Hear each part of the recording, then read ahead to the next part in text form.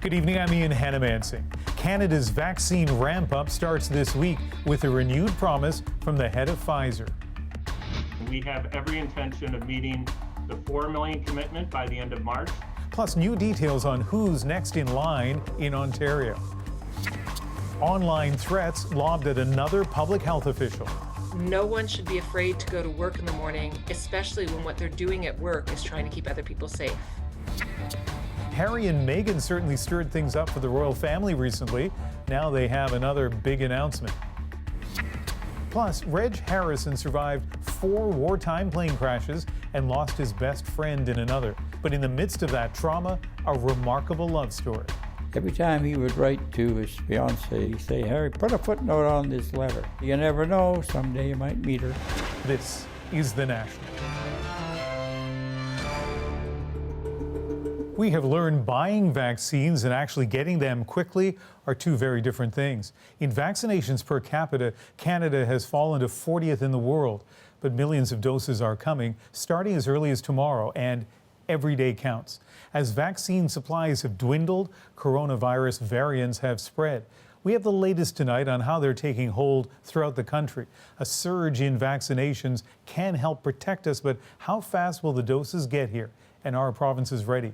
That's where Ashley Burke begins. The delivery is small at first, then even smaller. Pfizer's shipments stopping entirely as it upgraded its Belgium facility to boost capacity.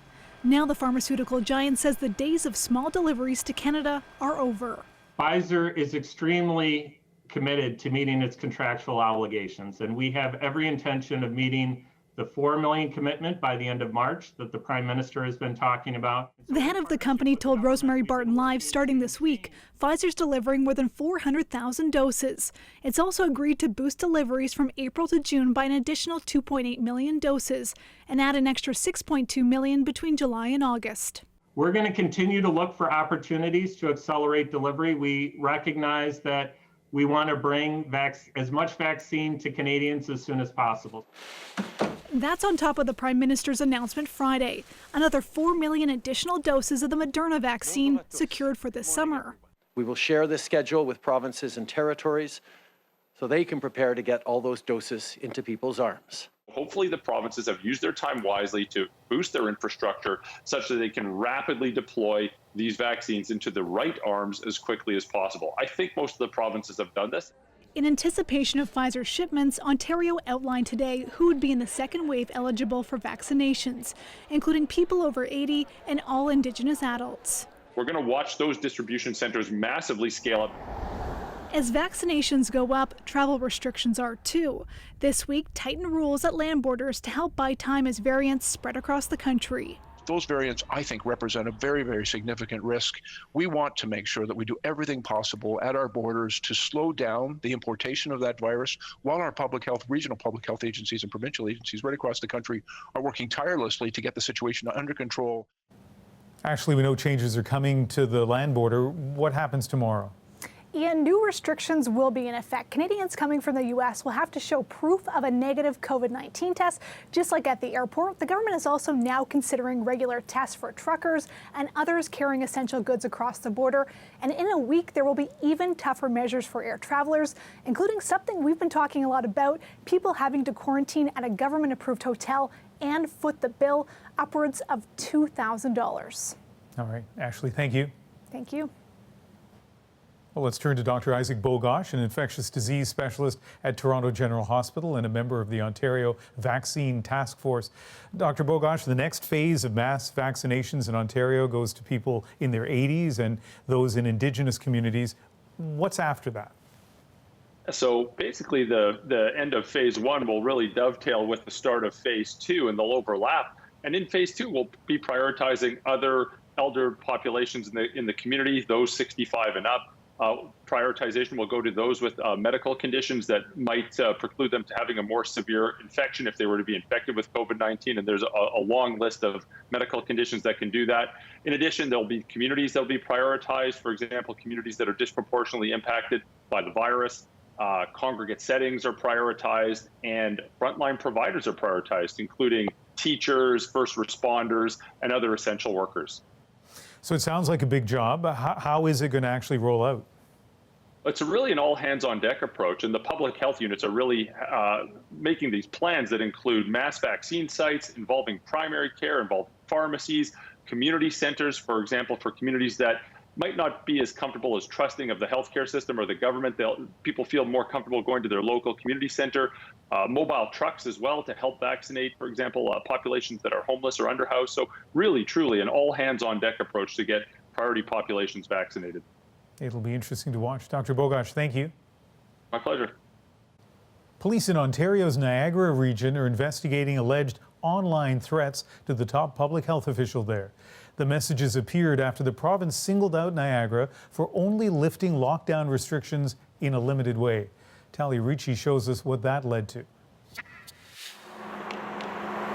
On the same day, the province announced Niagara region would emerge from a full shutdown, but with restaurants still limited to takeout only, these messages appeared, perceived as threats against Niagara's medical officer of health. People have been really angry in the last 2 days since they found out they can't go back to making a living. Restaurant owner Mark Wood helps run a Facebook group that's been blamed for the threats. He says he doesn't agree with the continued restrictions, but also does not condone violence. The way that it's being pointed at our Facebook group is a little unnecessary. We will do our best to monitor that situation and make sure that nobody supports or promotes that in any way. Ontario's Premier and the Prime Minister were among those who spoke out against the alleged threats. Dr. Mustafa Hirji took to Twitter Saturday saying, "I'm deeply humbled by the volume and breadth of support." Regional police say they're aware of the posts and are investigating. But this isn't the first time public health officials have been targeted during the pandemic. I've had to have security in my house. I've had death threats. Top doctors in BC, Saskatchewan, and Windsor, Ontario have spoken publicly about the dark side of their roles. In December, an anti-masker made racist comments against Dr. Saqib Shahab as a group protested outside his home. I feel sorry for my good neighbors who didn't deserve to be harassed like this, and also for my family. Windsor's medical officer of health has said he turns online bullying into a teachable moment for his son. What people do, it's beyond our control. The Canadian Medical Association says the bullying of public health officials in Canada must stop immediately. So does the group for Ontario doctors. No one should be afraid to go to work in the morning, especially when what they're doing at work is trying to keep other people safe. The partially loosened restrictions go into effect in Niagara region on Tuesday. Talia Ricci, CBC News, Toronto. Newfoundland and Labrador is still in the grip of a COVID outbreak driven by the variant first identified in the UK.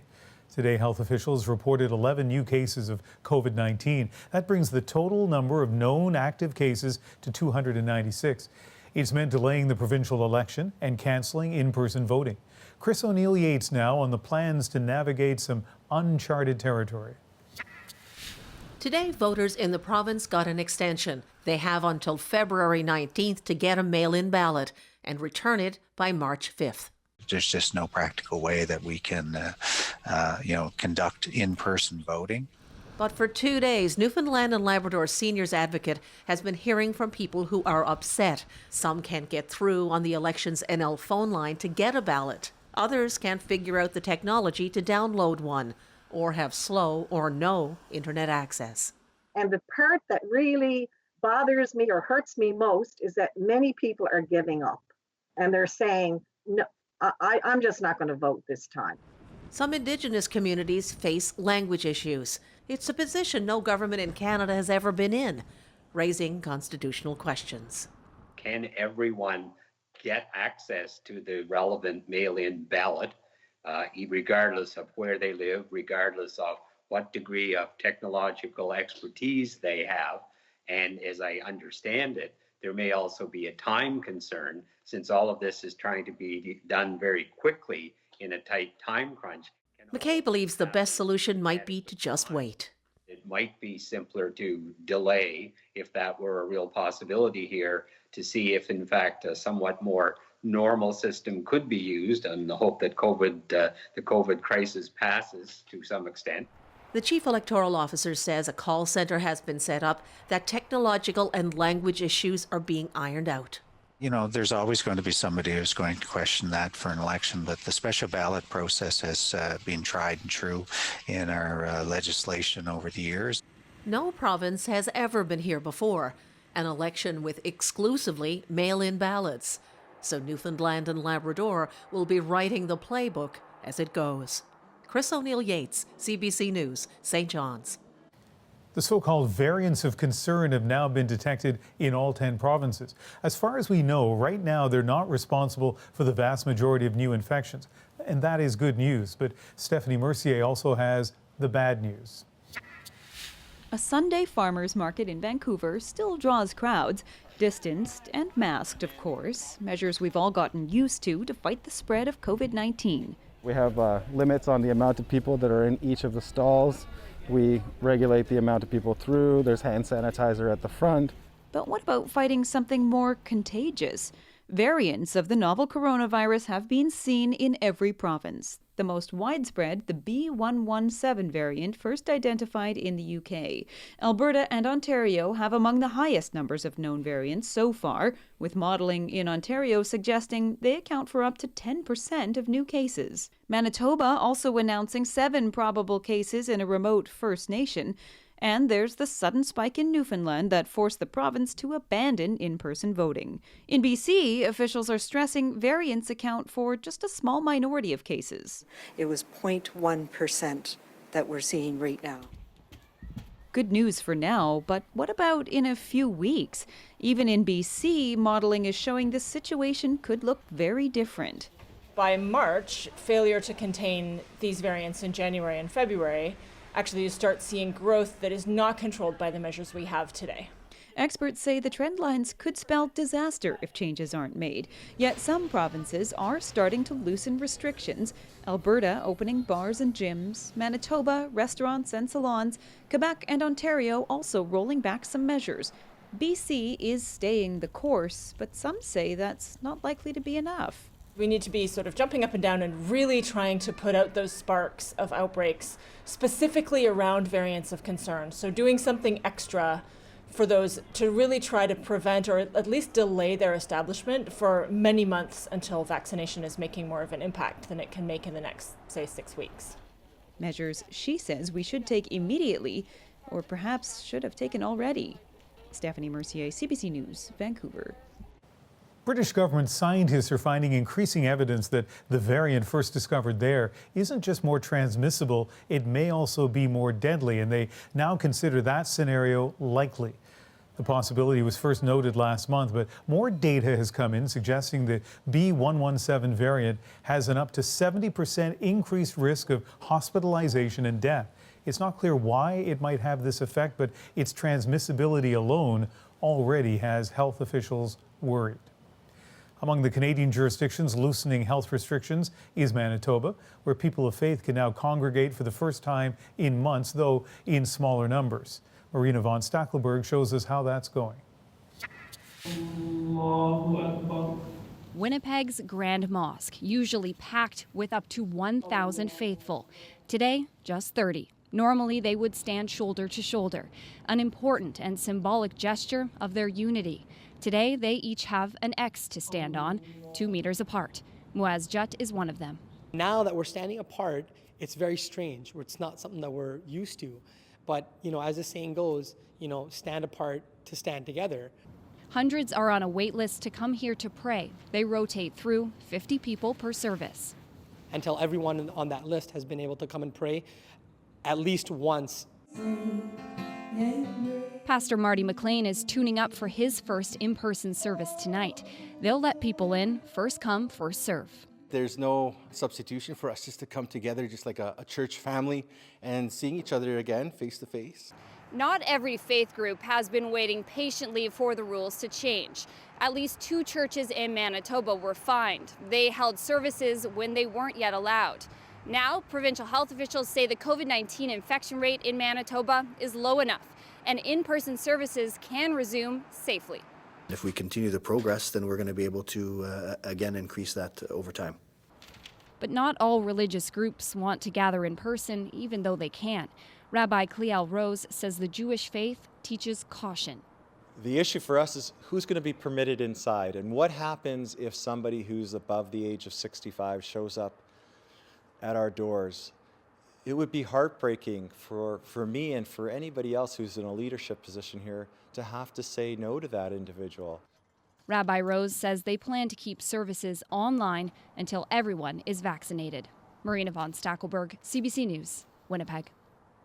And as Quebec's COVID-19 situation slowly improves, it's now investigating the thousands of deaths that happened inside long-term care homes. But as Matt Demore tells us, the first home under the microscope is asking for a delay. I placed my dad in Heron. I put him in Heron, and that's something I have to live with. 96-year-old Stanley Pinnell was one of 38 people who died at the Heron long-term care home in Montreal last spring.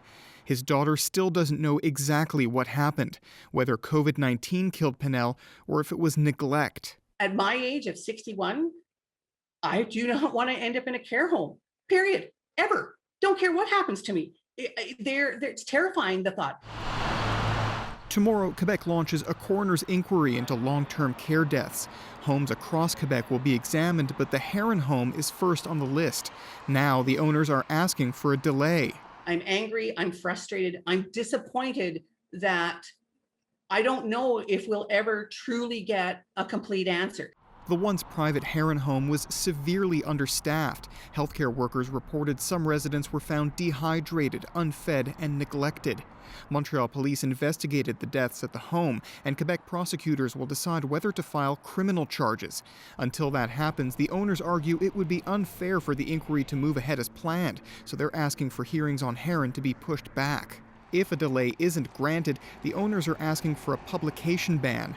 But Seniors Action Quebec says the inquiry should be as public as possible. And in order to learn properly, in order to examine the process exactly and make sure that this doesn't happen again, we need to have all the information. It's absolutely critical. I can't emphasize that enough. A local health agency has been running Heron since last April. Lawyers for the owners will present their arguments in court tomorrow morning. The CBC is part of a group of news outlets planning to contest the call for a publication ban. Matt Demore, CBC News, Montreal. The Montreal man who is wrongly accused of the attempted murder of a police officer has spoken publicly for the first time. Mamadi Camara talked about his experience tonight on Radio-Canada. Ça a été extrêmement difficile pour moi. Et j'ai été dans des cellules avec des criminels, des vrais criminels.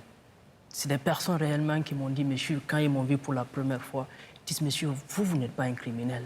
Moi, je suis un criminel, mais même en vous voyant, vous n'êtes pas criminel. Ma libération ce jour, ça a été un grand soulagement pour toute la famille, parce qu'en prison, je n'ai jamais eu la chance de parler à la famille.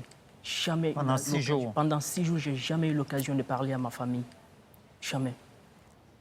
The PhD student was pulled over last month for using his cell phone while driving, but shortly after he stopped, the arresting officer was assaulted and his weapon taken. Footage from the traffic cameras and an eyewitness vindicated Camara, but not before he spent 6 nights in jail. In the United States, one day after his second acquittal, Donald Trump is plotting his political comeback. But he'll have to unite a party that was divided by his actions and by the electoral losses of the White House, the Senate, and the House. Stephen D'Souza now on the fallout. A day after again avoiding conviction in an impeachment trial, Donald Trump went golfing, preparing allies say to return to the political scene. Around the same time, Democrats were on the Sunday talk shows trying to find a silver lining to Saturday's impeachment vote. It was the most bipartisan impeachment vote in the history of our republic. 57 senators, including 7 Republicans that you mentioned, chose country over party. Donald John Trump, former president of the United States, is not guilty. Historic, yes, but still short of the 2/3 majority the Senate needed to convict Trump of inciting the January 6th riot at the U.S. Capitol. 57 to convict. Today, Democrats were pressed about why they didn't pursue witnesses, arguing that no amount of added evidence would have changed the outcome. We didn't need more witnesses. We needed more senators with spines. They are afraid of his base. They are afraid of losing power, of losing their seats. Senate Minority Leader Mitch McConnell showed the political tightrope Republicans must walk. Moments after he voted to acquit, he then slammed Trump, calling him responsible for the riot on January 6th. 74 million Americans did not engineer the campaign of disinformation and rage that provoked it. One person did, just one. Trump allies dismissed McConnell's speech as harmful to party unity, arguing a newly vindicated Trump is the party's only path forward. The most potent force in the Republican Party is President Trump. He's ready to move on and rebuild the Republican Party. Democrats and President Joe Biden, meanwhile, are anxious to move forward on a COVID relief bill. Biden released a statement calling for unity to heal the soul of the United States of America, with united underlined for emphasis. Stephen D'Souza, CBC News, New York. Armored vehicles have rolled into several cities in Myanmar as protests enter a 9th day. Thousands marched through the streets, many holding pictures of detained civilian government leader Aung San Suu Kyi.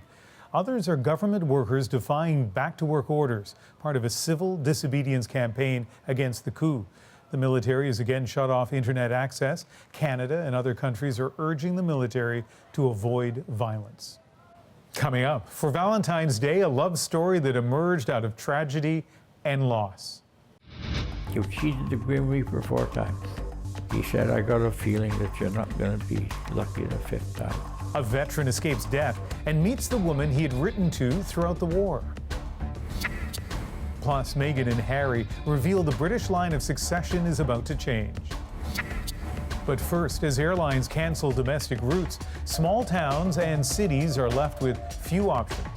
What are we going to do as a society up here in the middle of nowhere? We're back in a moment.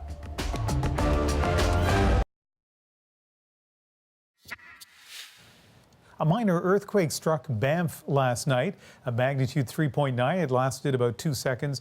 There are no reports of damage. Near Whistler, 2 people have died in 2 separate avalanches.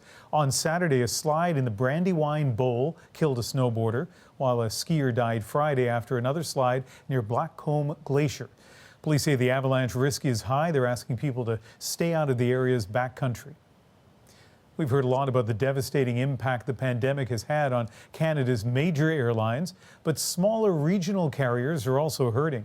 And it's got one BC company making some radical changes to stay airborne. Greg Rasmussen explains.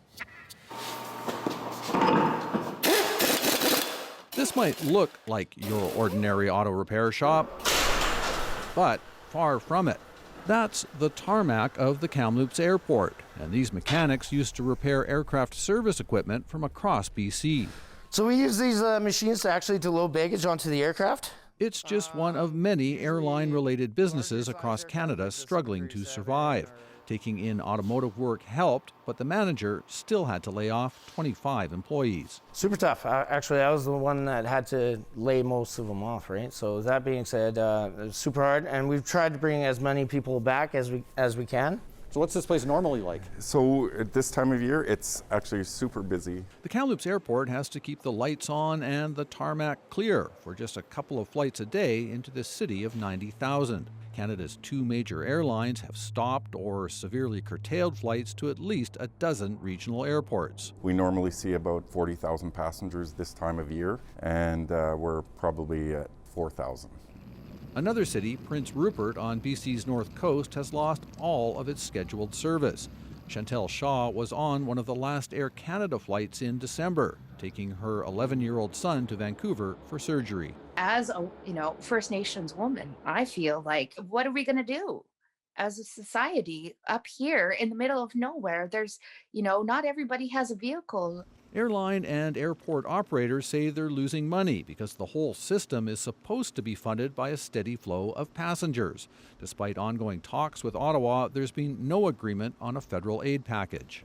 So what's an aircraft like this worth? About $3 million Canadian. Regional airlines are still serving many of Canada's small and mid-sized communities. BC's Pacific Coastal has scaled back, but it's also trying to open up new routes. We're looking for small pockets of opportunity to continue operating the business.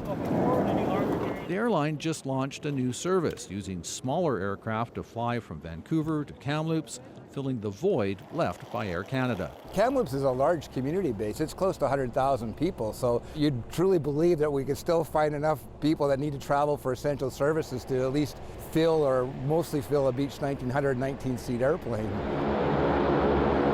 At a time when people are being warned to avoid all non-essential travel, it is a gamble. But it's also a sign of an industry desperate to find a way forward. Greg Rasmussen, CBC News, Richmond, BC. Next, a veteran's chance encounter with his wife years before he met her. I hesitated to ask her to marry because I didn't think that I could be the same type of a husband that Buddy would have been had he lived. A love story that arose from war and lasted for nearly half a century. And another Valentine's Day note, the Duke and Duchess of Sussex are expecting their second child. Their newborn will be the 8th in line for the British throne. The couple shared a black and white picture of themselves with Harry resting his hand on Meghan's head as she cradles her baby bump. The photograph taken by a friend.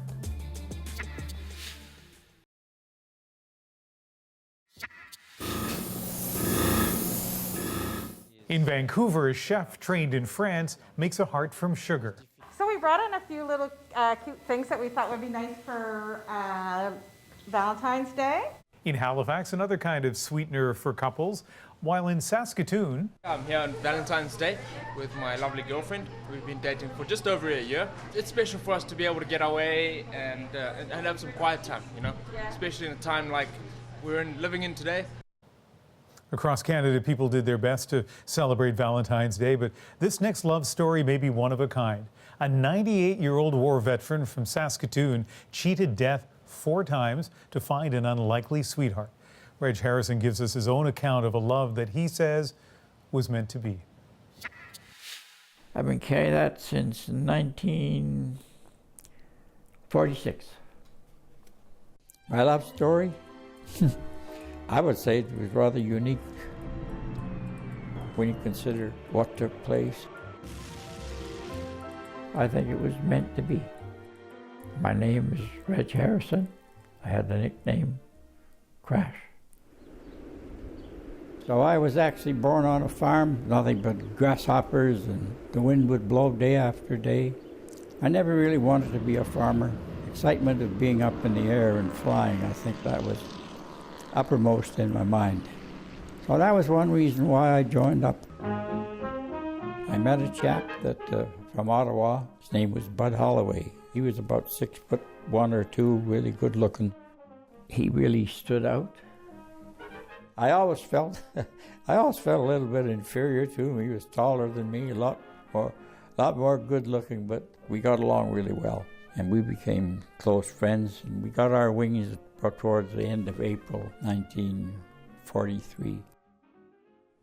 Every time he would write to his fiancée in Ottawa, Jean Woods, he'd always say to me, okay, call me Harry, he'd say, Harry, put a footnote on this letter. And I'd always say, but I don't know Jean. He'd always say, you never know, someday you might meet her. I said, well, what does she look like? He said, oh, he said, I'll show you. So he pulled out his wallet and showed me a picture. All I remember is she was a good-looking gal. And then when we got to England, Buddy and I went to an advanced flying school in Warwickshire. And the last afternoon we were there, he said, well, I'm going to write another letter to Jean, he said, so you better put a footnote on. You never know, you might meet her. I have some pictures of him licking his stamp when he was going to mail the letter. My crew went to Dishforth. Buddy went 20 miles away. The first crash would be on March the 15th, 1944. Before you took your own crew on an operation, you had to go along with an experienced crew. But unbeknownst to the crew, they had a 500-pound bomb still in the bomb bay, and they didn't know the bomb was there when Jerry landed the plane. He was just about to turn off the runway, and the bomb dropped off. It actually blew the plane apart, cut the aircraft in half, and I was sort of temporarily knocked out, and when I came to, I looked up. There was soon be a wall of fire, and then I picked myself up off the ground and tried to run. I ended up in the Queen Victoria Hospital, and I was there for about 10 weeks having skin grafts done. So I got back to the station, and there was a message for me. And I got word that my good friend Buddy had been killed. He'd been killed in in a crash while he was training. So I remember writing a note to Jean because I did have her address, but he'd given it to me. I wrote and told her if I survived the war, I was so sorry to hear about Buddy. If I survived the war, that I would stop and see her. One thing all pilots dread is to lose an engine on takeoff. The second crash, we lost all power in the starboard inner engine, and immediately the aircraft was veered off the runway. The aircraft, loaded with bombs, crashed into the stone wall. I don't remember the crash because I was knocked out. They found me lying out on the wing. So then I spent about 10 days in hospital. I had a broken nose and 30 or 40 stitches in my face. The third crash, well, that's when we had to bail out. When we were just about out of fuel, I told the crew that they would have to bail out. Well, it was still raining and really dark, but they had no alternatives.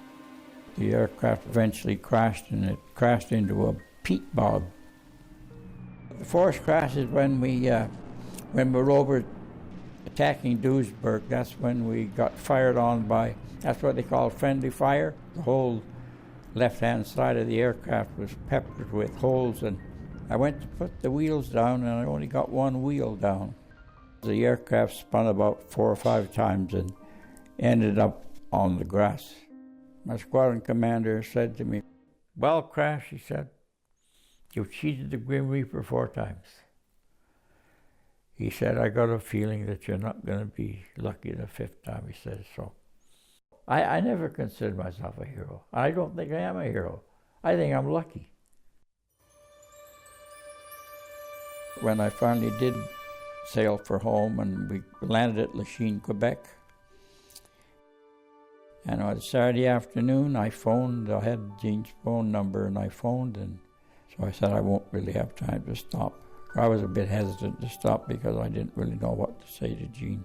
So I hung up the phone, and then, I'm not sure just how long it was, but some little voice said to me, "You know, that's pretty selfish of you.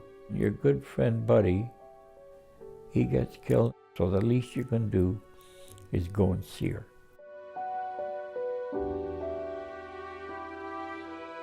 We arrived in Ottawa, several hundred people in there, it was jammed with people. Finally the crowd thinned out, and I looked across and I could see 2 women, and it looked as though they were holding a picture. I liked her as soon as I saw her. She was a beautiful, caring person. So that's how we met. I was going to stay for 2 days, and I stayed for 4. And that summer I went back, spent another 10 days. I hesitated to ask her to marry because I didn't think that I could be the same type of a husband that Buddy would have been had he lived. So I was a bit hesitant, but I got up enough courage.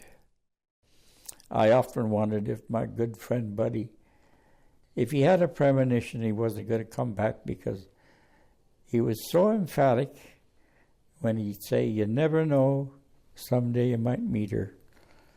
And he was right.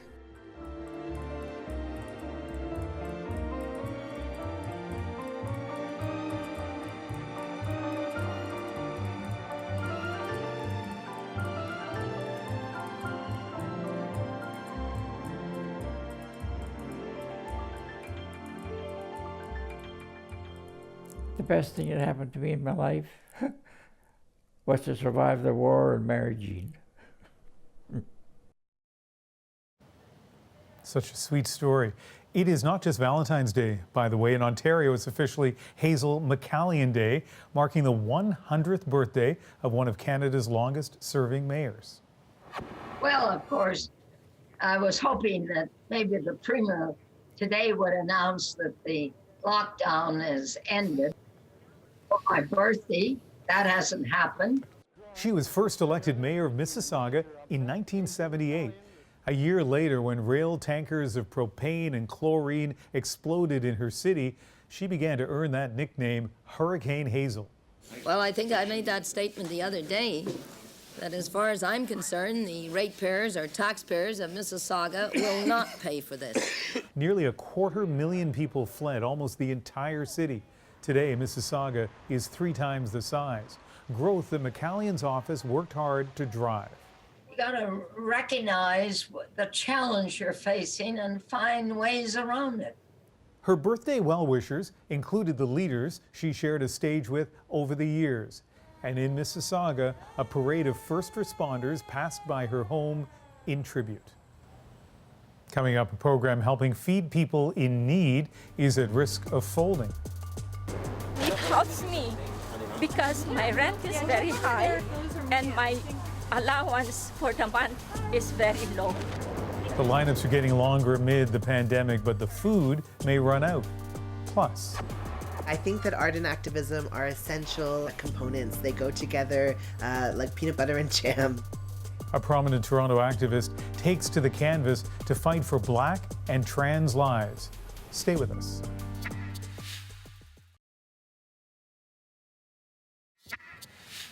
People living in economically disadvantaged neighborhoods have been hit harder by the pandemic. Nick Purdon gives us an inside look at a program designed to help people in one Toronto neighborhood while bringing the community together. When I think about these bags, I think about families, I think about the children. Aziki Yui volunteers at this emergency food program. It started because of COVID. She's getting bags ready to hand out to hundreds of people in her neighborhood of St. Jamestown in Toronto. It feels as though I am an angel. I feel as though I was sent purposely to help, to do this. That's surprising coming from someone who's had their life turned upside down by COVID. Aziki has 3 kids and lost her job as a janitor. Around here, that's a pretty common story.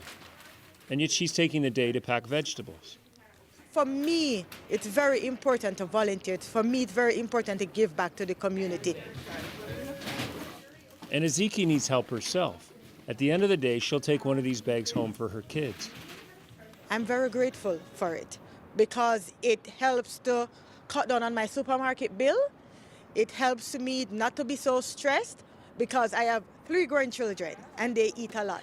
What I get in that bag helps me in terms of getting something healthy. I do not have to depend on tin food. I can depend on what is in those bags. But everyone here knows this is an emergency program. Money will run out at the end of March, and that could be it. One more obstacle that the people in this neighborhood face since the pandemic started. Living in a concrete jungle in very densely crowded buildings, it's basically impossible to really truly be pandemic safe. It's easy to be frightened. It's stressful. That's Josephine Gray. She started the food program because COVID has hit this neighborhood harder than most places. People in this community have lost businesses, lost jobs, lost family. Recovery is going to be a long process, and healthy food is critical. It's hard to imagine, but 20,000 people live here. One building has its own postal code. Take one apart. Demand for the emergency food program was so high, Josephine stopped advertising. She knew she wouldn't be able to meet the demand. Hi. I see the need myself. Hours before they hand out the food, people come to see if they can get on the list. My name's Heather. I'm registered. These are my neighbors. A resident who gets a food bag has brought her neighbors. Actually, let's do it at 3 o'clock because right now we're a little busy. Okay. So when you come back, we'll get you all set up and on the list for next week as well, okay? By 3 o'clock, if they're lucky, there'll be food left over and they'll be able to take some home. It strikes me that we live in such a rich country, and yet here's the lineup of people who rely on this food to survive the pandemic. 587. People like Trini Fillon. Trini is 70 and she lives alone. For me, COVID changed my life in a very unpleasant way. Depression comes from time to time. Even I want to be strong, but when it hits me, I'm depressed. Yeah, you can eat. I need this food because I stretch my monthly income as a senior. And it helps me because my rent is very high and my allowance for the month is very low. How do you feel when you get the bag of food? When I get the food, I feel happy. I feel that I don't have to think of my provision for the week. And since they put it into every 2 weeks, then I have to stretch out. I'll give you some of these. Imagine that, having to make this bag of food last 2 weeks. Josephine worries that this time next month, there may be no bags at all. Her program is running out of money. But she points out that even before COVID, many people here relied on food banks. So what she's really fighting for, and has been for years, is a permanent solution to the food problems here. A big focus of our work has been trying to create a self-sustaining healthy food hub that grows its own food, collects and gathers food, distributes and processes food, and becomes self-sustaining is incredibly important. I can't give up. I have to keep trying. Thank you very much. Food security for St. Jamestown is still the dream for Josephine, but she's accomplished something here already, something that goes beyond food. Do you like whole wheat or white flour? Watch Ezeki work and it's obvious. She's connected with her neighborhood more than ever. Can you manage? I see the love from the people to us because they did not even expect this. Good. It makes me feel a lot lighter. It gives me the energy to do it continuously. Ezeki takes bags up into the towers for people who can't make it down here. In my building, I have this neighbor. I've been living there since 2017. We have said maybe hi, we have passed each other, we have never spoken. Because of this, I was able to knock on her door. She's my neighbor. And I was able to knock on her door and to give her some food. And we were able to start a conversation. We did not do that before. So it's allowing me to connect with my neighbors that I've never had that access before. So it's given me a very good feeling, and I love that. The pandemic has brought with it lots of hardship for everyone. At the same time, it's brought unexpected positives, too. Thank you very much. Bye. And let's try to remember that. Nick Purdon, CBC News, Toronto. And I have a programming note to share with you. Microsoft tycoon turned global activist Bill Gates has long been outspoken on the COVID-19 issue, and tomorrow he speaks to CBC. Back in 2015, the billionaire philanthropist warned a pandemic was coming and the world wasn't ready. Now, after a year of chaos, Gates says COVID-19 has helped prepare us for the next big threat. Now that there's this attention to, wow, we have to be ready for this, the pace of innovation like mRNA vaccines, or there's a way of doing diagnostics that will be, 10 times more scalable than anything done before. Bill Gates speaks to the CBC's Matt Galloway tomorrow morning on CBC Radio 1's The Current. We'll also bring you that interview tomorrow night on The National. Finding inspiration in the fight for human rights. Now is the time to make bold moves. Now is the time to be brave. A Toronto activist creates art to start some difficult conversations. Our moment is next.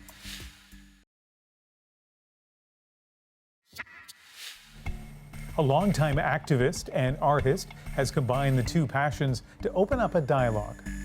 As a key figure with Black Lives Matter in Canada, Cyrus Marcus Ware creates art to address systemic issues within both the Black and LGBTQ communities. And this is our moment. My artistic practice is really rooted in this idea that comes from Tony Kate Bambara that we should make the revolution irresistible. I think that art and activism are essential components. They go together like peanut butter and jam. Like they absolutely work together. Art makes activism better. Creative thinkers in activism helps us to do better strategy, helps us to imagine new ways, because we're literally able to imagine new worlds being possible. But they also, are the backbone of activist movements. The banners, the textiles, the posters, the movements, the gestures, the dances, all of these activist aesthetics that are creatively inspired are so essential. Now is the time to make bold moves. Now is the time to be brave, perhaps braver than we've ever been. Change is happening before us, and we need everybody involved in shaping that change. and making sure that it's the kind of changes that are going to benefit all of us. Art powered by activism, time to make bold changes. You won't be surprised to hear that Cyrus was inspired, like so many other artists, by what happened to George Floyd, the killing last year. And we're still seeing that playing out in so many artistic works, many of which we're featuring here on The National. That's the program for February the 14th. By the way, if you missed Cross Country Checkup earlier today on CBC Radio, we have a new 60-minute version in a podcast. We take the 2-hour show, edit it down to 60 minutes, and it has been posted. Good night.